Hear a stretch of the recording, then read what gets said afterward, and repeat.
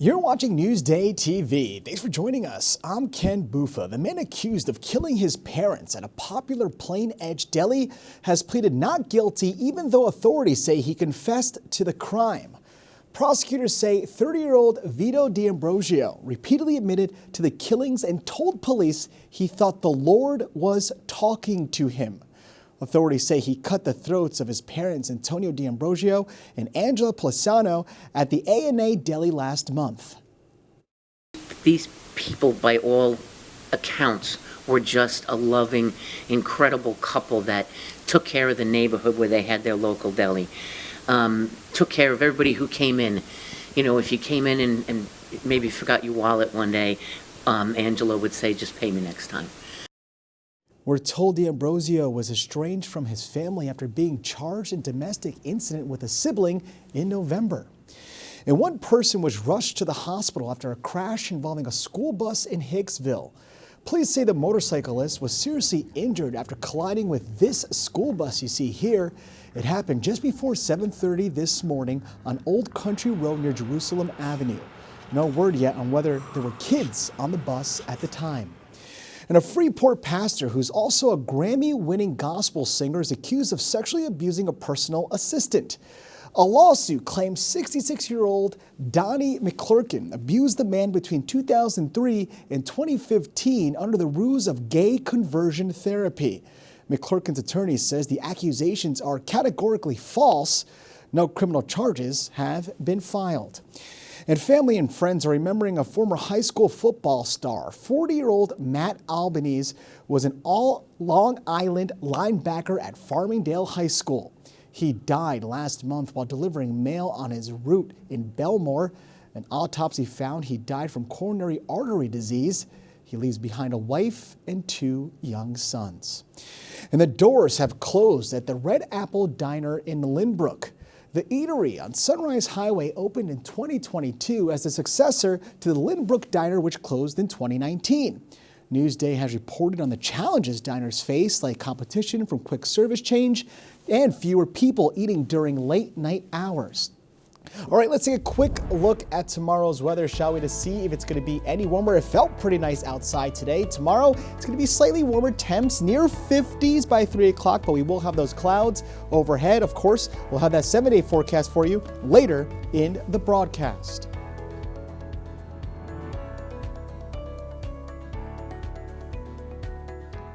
There were at least 11 more traffic-related deaths in Nassau County last year as compared to 2024.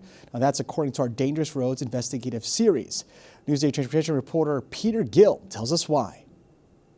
Traffic deaths can fluctuate from year to year, and it doesn't always necessarily have to do with one particular reason.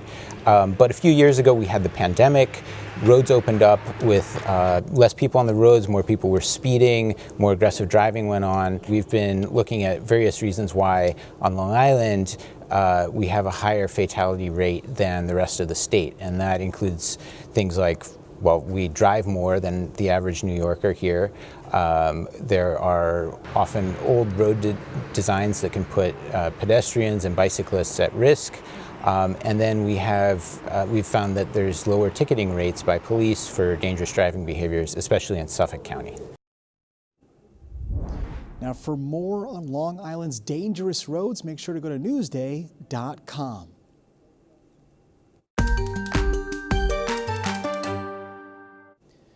Only in Newsday, today marks 5 years since the January 6th insurrection.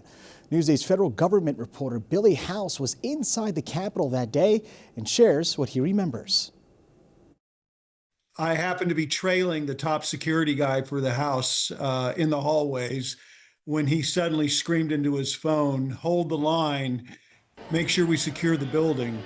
That was precisely when many of the protesters began to overrun the barriers outside the Capitol and began to flood onto the Capitol steps and make their way to the Capitol Rotunda door, where they were then able to push open and gain access.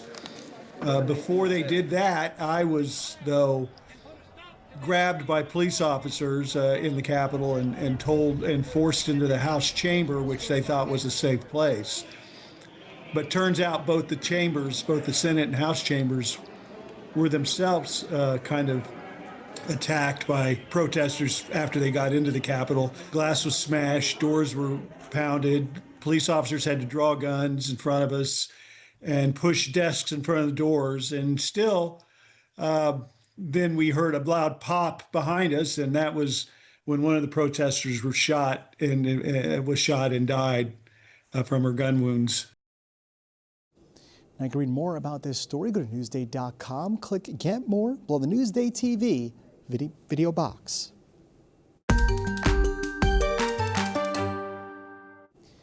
After more than 40 years in business, a longtime family-run German restaurant is closing. Doug Geed was there as customers said their farewells. How are you? Doing good, how are you? Gisela Vedel is well known in the Long Island restaurant world. She and her husband owned the popular Sunrise Bavarian Village in Belmore back in the 60s and 70s. After her husband unexpectedly passed away, she sold that restaurant.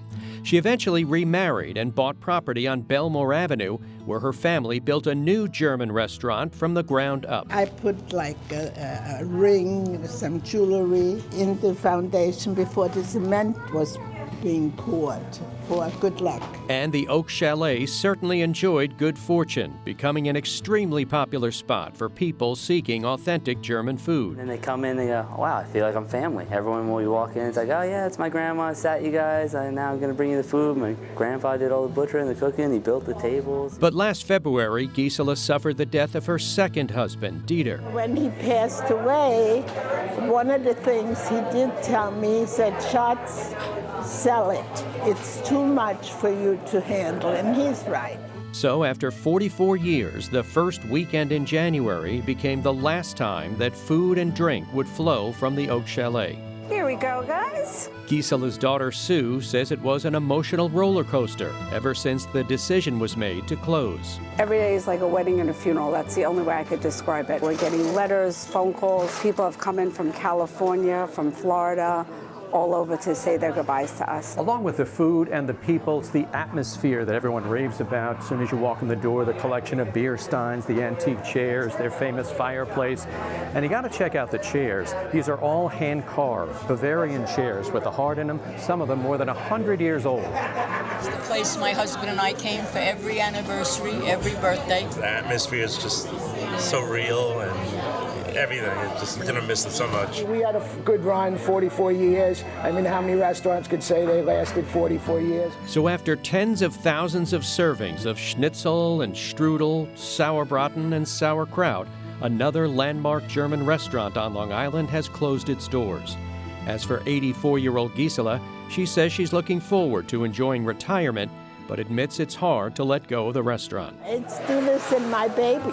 We built it from scratch. And when I asked her what she'd like to say to all the customers who visited over the past 44 years, she said, I probably have to thank them for doing this and making me feel so at home. Being with them, it was a pleasure, and I just thank everybody. I love them, I love people, and it was a pleasure. In Belmore for Newsday TV, I'm Doug Geed. Now to read more about this story, go to Newsday.com, click Get More below the Newsday TV video box.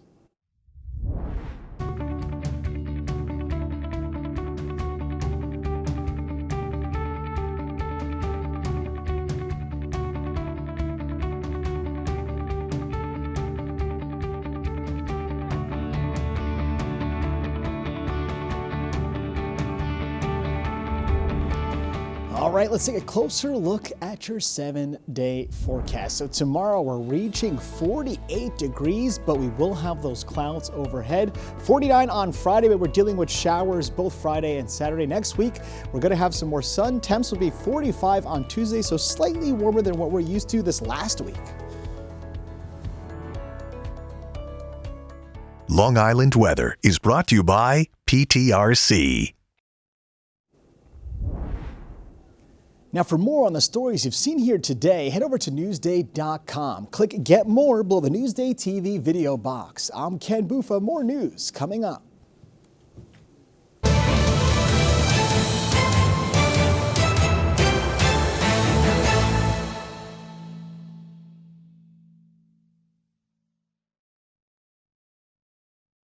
Watch Newsday TV on the big screen. Use the remote to activate Siri, Alexa, Roku, or the Google Assistant on your streaming device. Say, install Newsday. Newsday TV, covering Long Island like no one else can.